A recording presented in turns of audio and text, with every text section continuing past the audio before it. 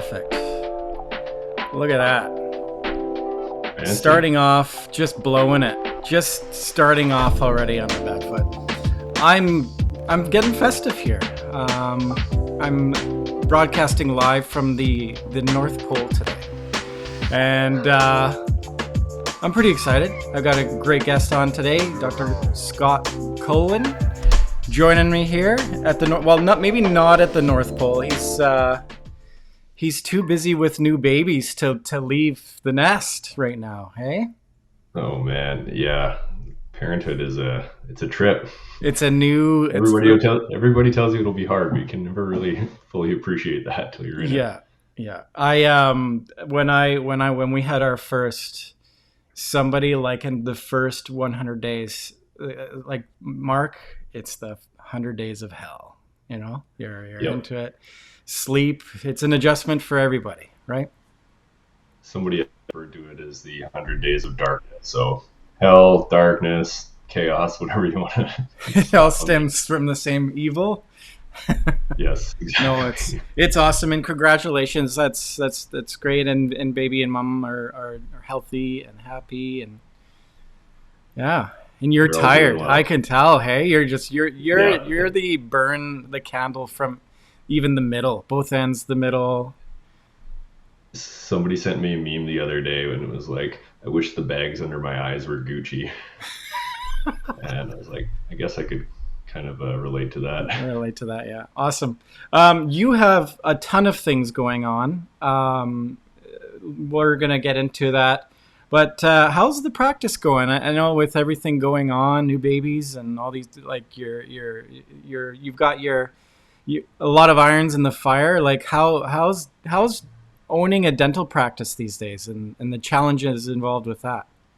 It's going. Yeah, I guess the practice is the main iron in the fire. We, I guess it's December 1st. We just wrapped up our most productive month so far since we opened, which has been awesome. We hit capacity about a year ago, actually, and we finally got started on construction on the adjacent space. So we're going to be able to add some capacity next year and add 4 more operatories. So we'll be at 10 ops, hopefully sometime in the spring, and be able to bring in more hygienists, CDAs, admin, and another associate, and be able to help serve the community, because the demand keeps increasing and my availability at least is pretty capped out. Yeah. Your location actually is a great location. Like it's a growing area. It's awesome. It's like your practice is, how new is it? It's like pretty new and you're adding on to it already? Yeah, we opened May of 2019 with 3 operatories and just like me, an assistant, a hygienist, and honestly, it's just kept on rolling. After the COVID shutdowns, it just kept on churning, and yeah, we hit capacity last year. So when I pull up my practice analytics and I look at the number of patients that have their next recall scheduled, it kind of pains me every time I see that, because there's nowhere on the schedule to slot them in. Yeah, well, that's a great problem to have, really. Like that's, It is. So it is. What's your secret I've sauce? been on the other side. Yeah, no kidding. And I talk to a lot of folks out there that are in that position. So good on you. What you just spoke to like analytics and data. What software are you using to measure that stuff? Practice by numbers. We also use Flex Dental for all of our online booking. Back when we opened a few years ago, online booking really wasn't much of a thing, and I really leveraged that to our initial email list. And by the time we actually opened up the schedule to start taking appointments, we had the fortunate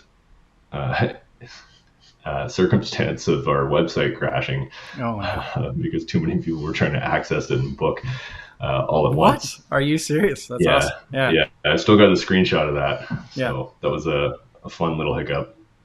That, I mean, how anyone operates without a ReCare software set and something to measure the practice with and expect to grow, I don't know how they would go about that. And I know there's a lot of clinics with, great people in the front but just equipping them with the right tools just makes them that much better.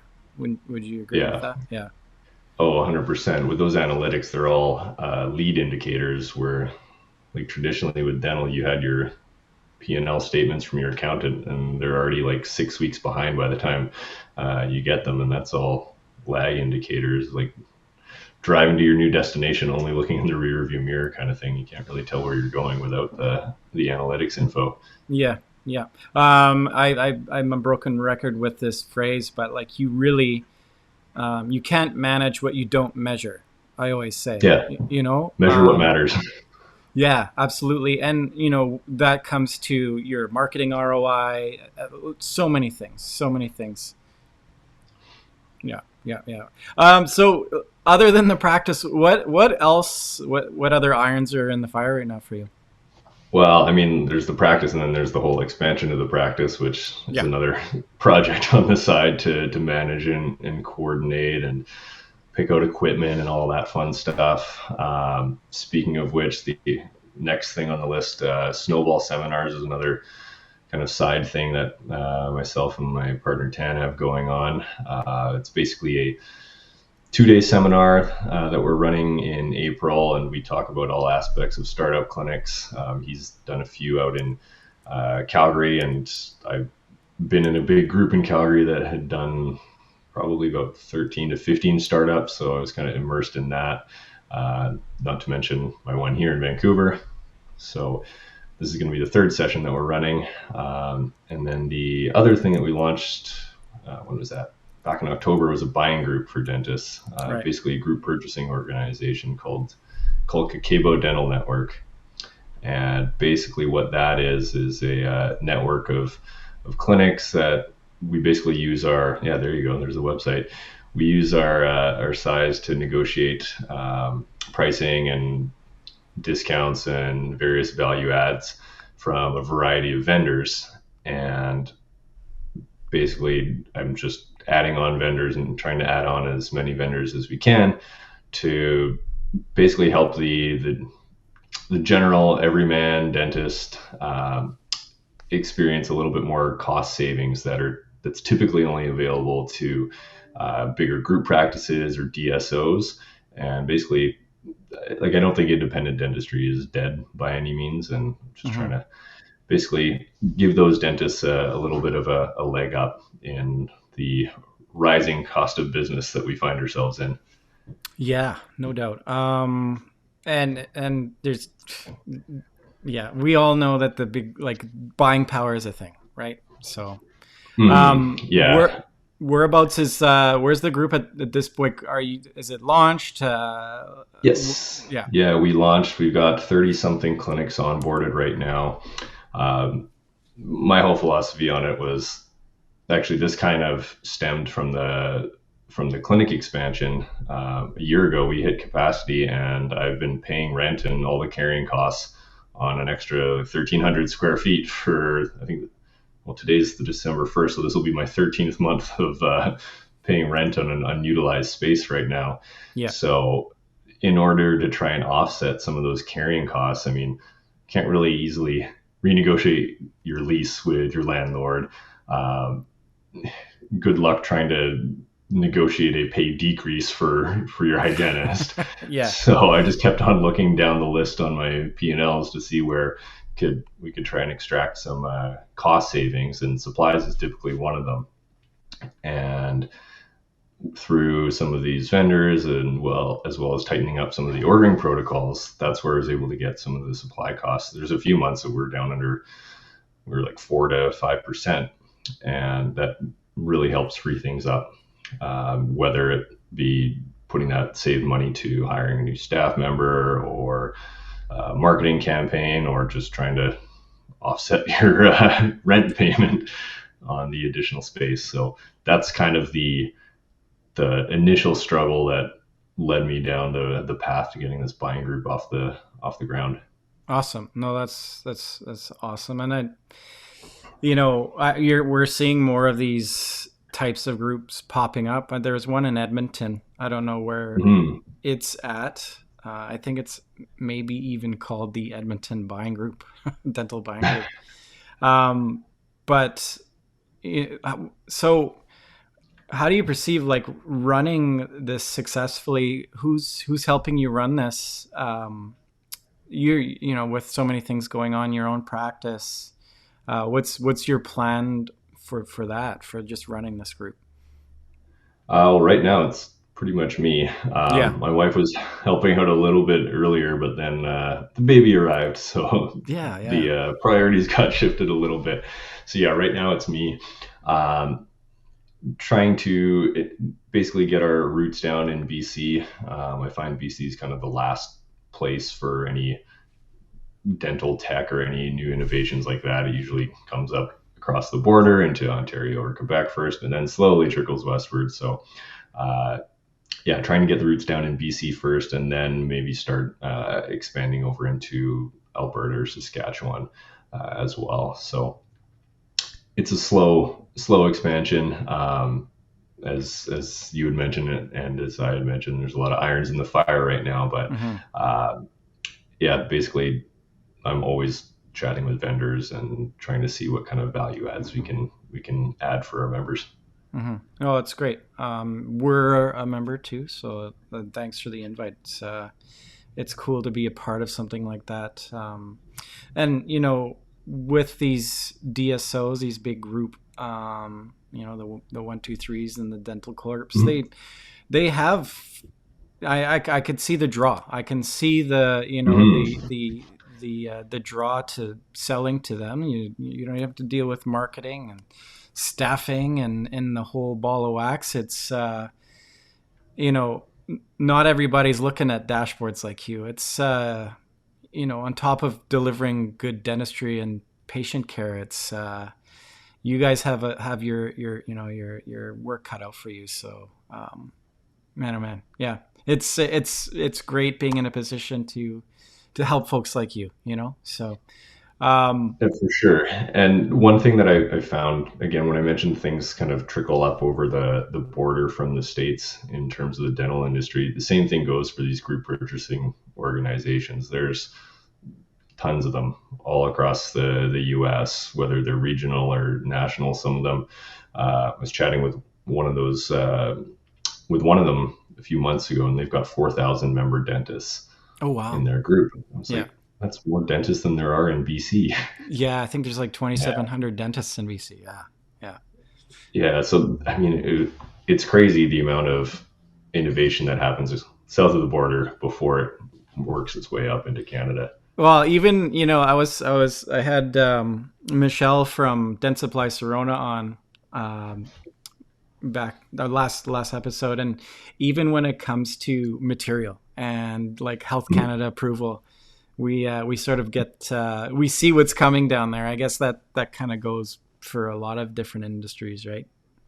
They're Exactly. they're Exactly. just kind of trucking along forward, and I don't know. I think people accept things down there a little fast. Business is a little easier to do down there, just in general. Yeah, that's a whole nother. I could rant and rave on Yeah. doing business in Canada, but we'll save that for an E- offline conversation. Episode 2.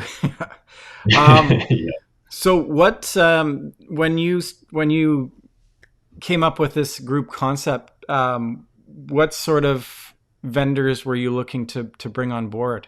Was there a specific? Any anything and everything that a typical independent dentist would use. So, clinical dental supplies, office supplies, your pens, paper, that kind of stuff. Uh, Payroll, phones and internet, marketing services, dentist on demand, uh, bookkeeping, continuing education, small equipment like intraoral cameras. I mean, the list goes on. I basically was looking just at my credit card statement, seeing what kind of vendors am I working with here, and let's try and get a vendor from each of these categories on Yeah, board. that's a good good place to start. Oh Exactly. man.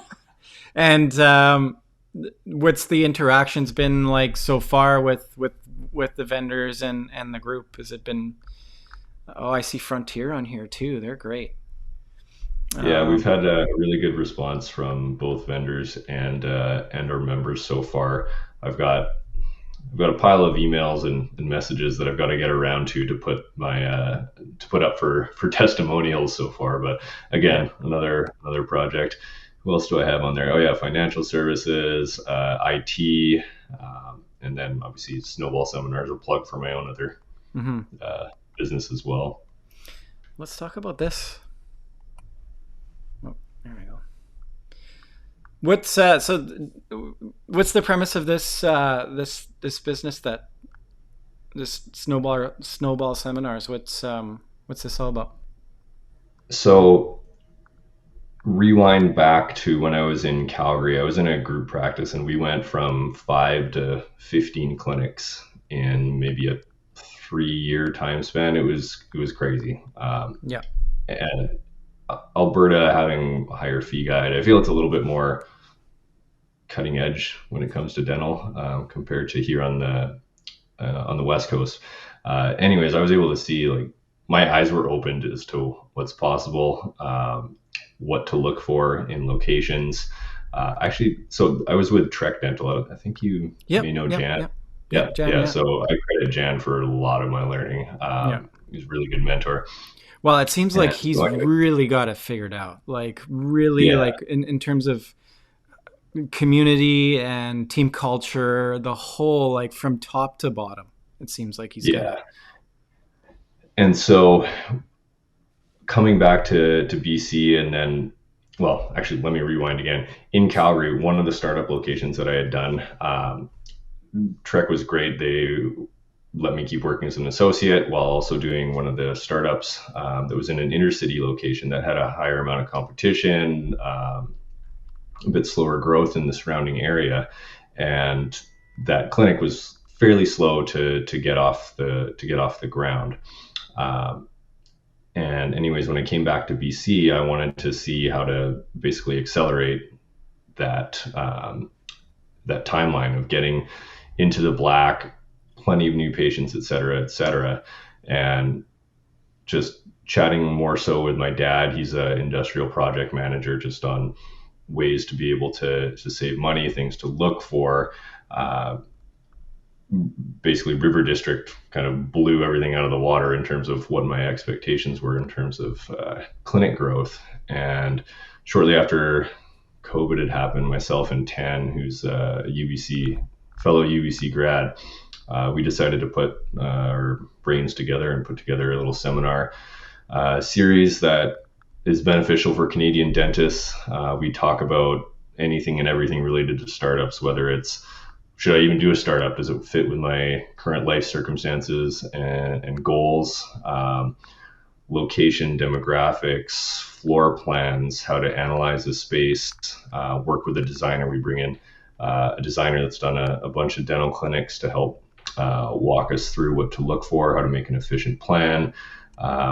We pull um, design cues from heavier industry. I used to work as a cabinet maker back in the day. Not that it's heavy industry, but some of the kind of workstation setups pull some design philosophies from that industry.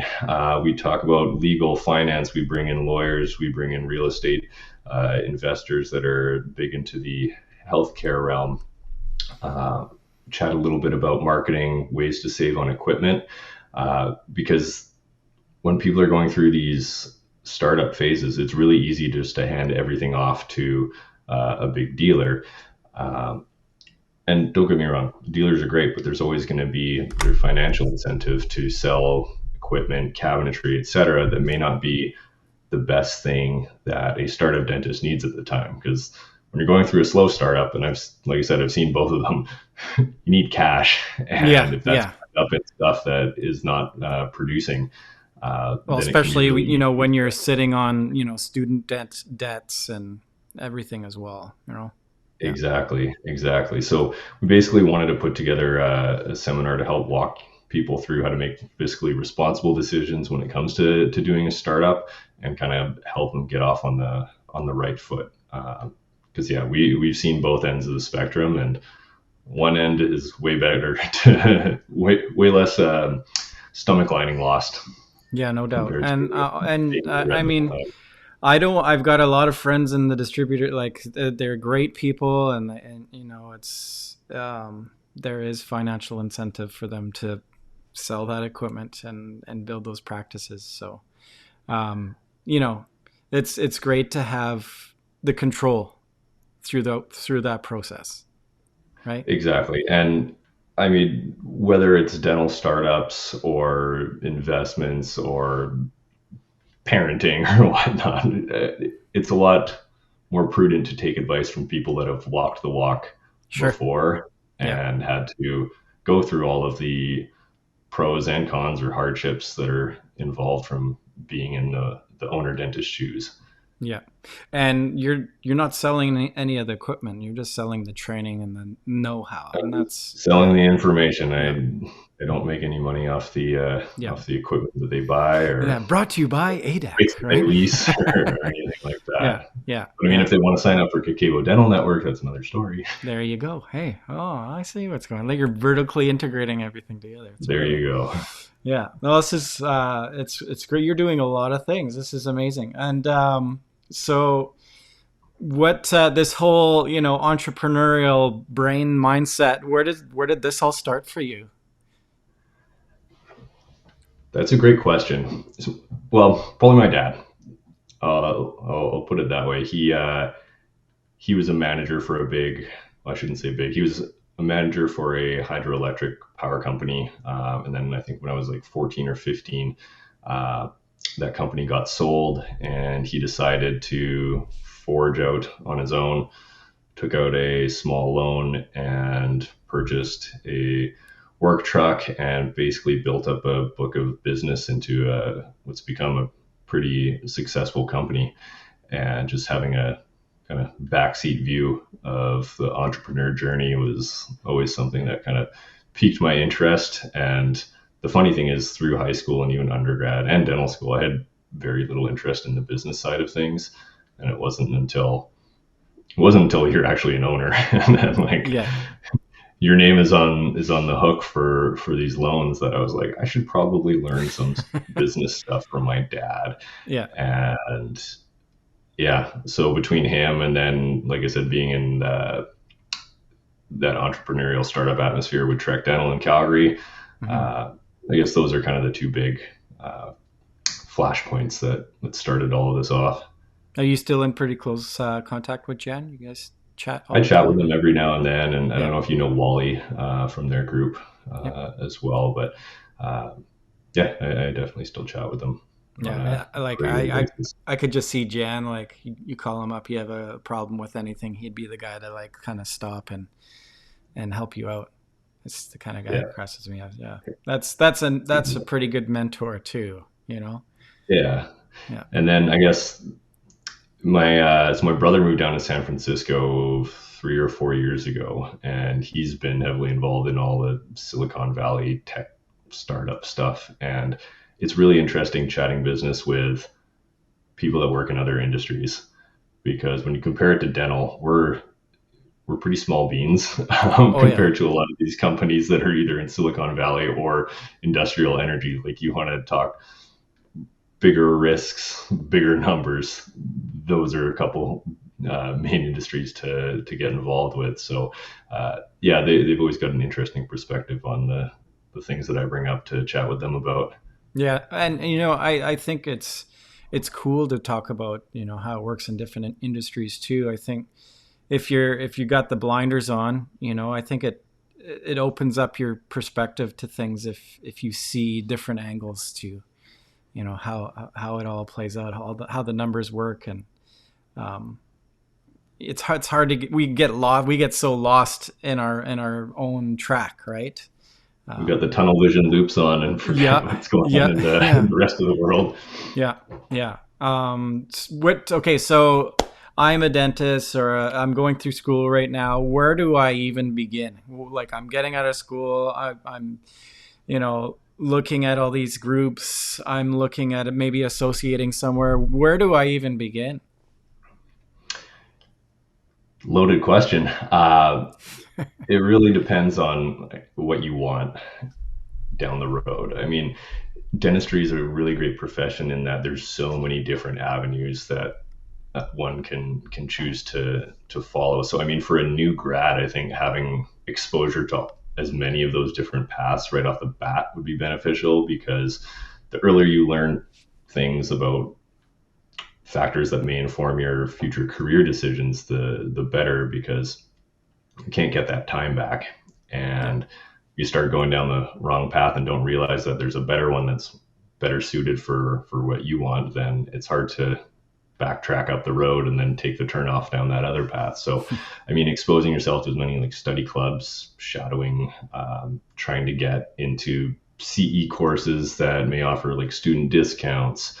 Um, there's a bazillion Facebook groups, lots of stuff going on down in the US, obviously, in terms of continuing education and all the other things that happen in our dental industry. So, yeah, just really expanding the horizons of what's possible in the industry. Because I know, at least for when I went through school, like it was pretty fairly common to be in that path where the next step is, oh, I'm going to go be an associate. And I know nothing about business, which to be fair, I didn't, but that doesn't mean we can't learn it. Yeah, sure. And yeah, learning it earlier, I think, would be a huge piece of advice.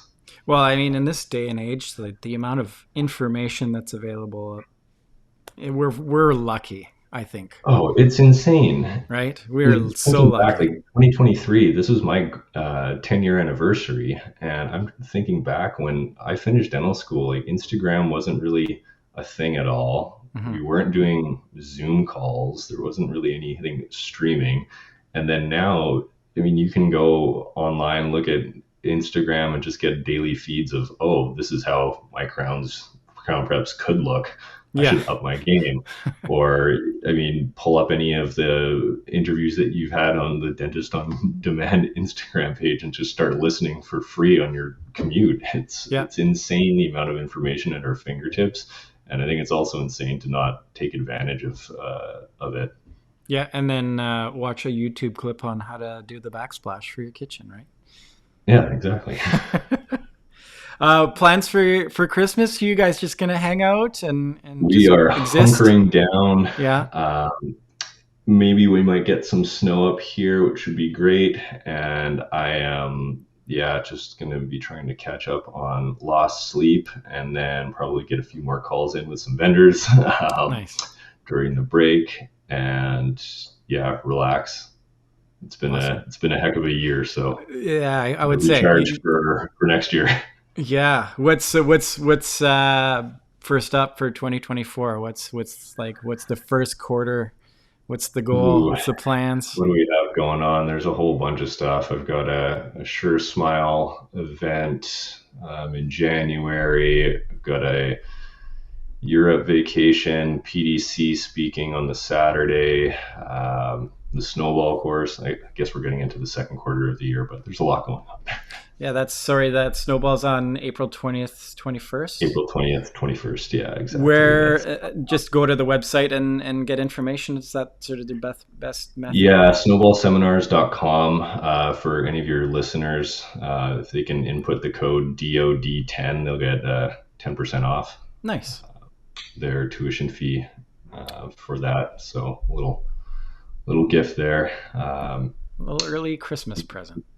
Yeah. Oh, I got another one for Kakabo too, if anybody's Yeah, I was gonna interested. say I was just keying that up. So, Yeah. more info about the group membership, interested vendors. I'm sure just kind of click on these things and away they go. Yep. Exactly. And if anybody's wanting to sign up, they can get 25% off their first payment. I got to make the code, but it'll be DOD25 for There that you one. go. We'll make sure that we throw that in the description so that Much appreciated. making it easier for people is always good. Exactly. Exactly. Awesome. Life is hard enough. I know. Like, let's simplify, right? Let's simplify. Yeah, right. Good luck. Exactly. Any last thoughts before I let you go back to it? No, I think we covered a whole bunch. This was awesome. Time flew by, and thank you for what you guys are doing for the industry. It's nice to see you pulling people from all different aspects of the dental world and letting us share our stories. Well, like I'll be honest, the amount that I've learned having these conversations is so invaluable. From clinical to laboratory to everything. It's been like I'm really lucky actually, and it's like a fire hose of info. So thank you. Yeah, I appreciate it. Appreciate your time for being on today. Thank you as well, Mark. And yeah, it's great chatting with you as always. Yeah. Merry Christmas, sir. Merry Christmas. Have a good one. You too. Bye.